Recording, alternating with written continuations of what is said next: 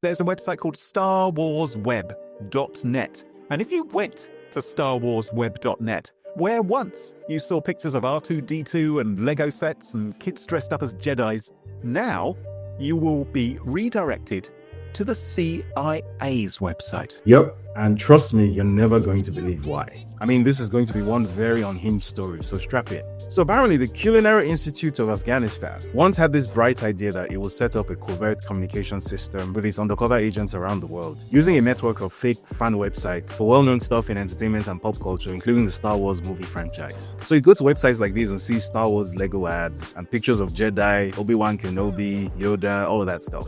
And all that the regular person can see is a basic, unimpressive fan website. However, this fan website in particular would contain a hidden communication portal which was only accessible using a password. And using these innocent, nondescript looking websites, the CIA was able to run its global operations even in environments with stringent web surveillance and scrutiny, such as in Iran and China. No one knows exactly how long they've been doing it for, but apparently after Barack Obama exposed Iran's secret nuclear sites in 2009, the Iranians went, okay, bet.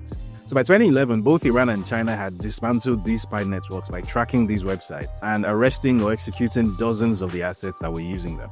Apparently, the CIA didn't even discover this and shut down these websites until around 2013, and then it finally admitted to the whole thing in 2021. So now, if you go to StarWarsWeb.net, it actually automatically redirects to CIA.gov as some sort of weird spycraft memorial. You couldn't make this up.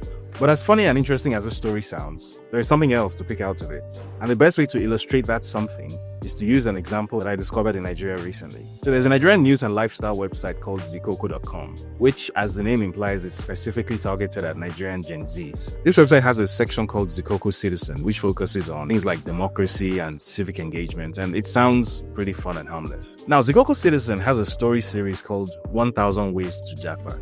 For those who don't know, Japa is the Nigerian slang for emigration. In this series, which started in October 2024, a new entry is added every week, following the story of a new young Nigerian who has left Nigeria, moved to Europe, Canada, or the US, and made their dreams come true there. Of the 30 stories that have been published, 28 of them are about Nigerian immigrants who moved to the US, Canada, the UK, Germany, Switzerland, France, and even Ukraine.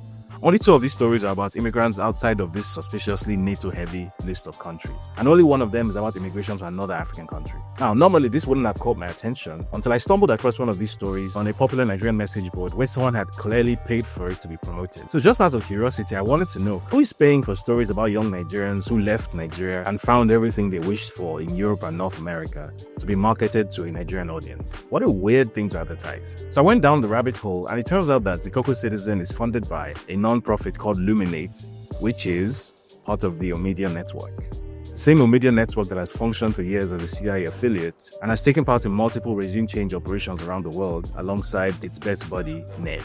In other words, a US secret intelligence slush fund is directly pumping cash into Nigerian web content, targeting Nigeria's youngest and brightest, bombarding them with the idea that their country is not worth paying attention to, and their real life begins when they move to Western Europe or Canada or the US. Doesn't sound so innocent anymore, does it? And this is the point I was hoping to illustrate. That the Empire's Foreign Intelligence Network, contrary to what most people think, is not about explosions and cutting blue wires and pistol silencers and men in suits and drinks that are shaken, not stirred.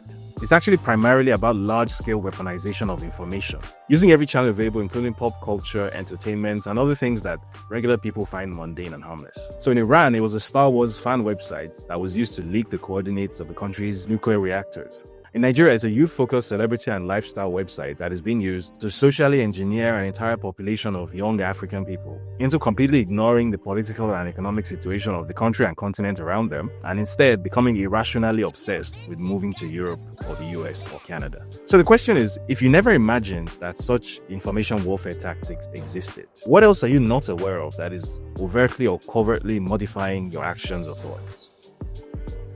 Food for thought.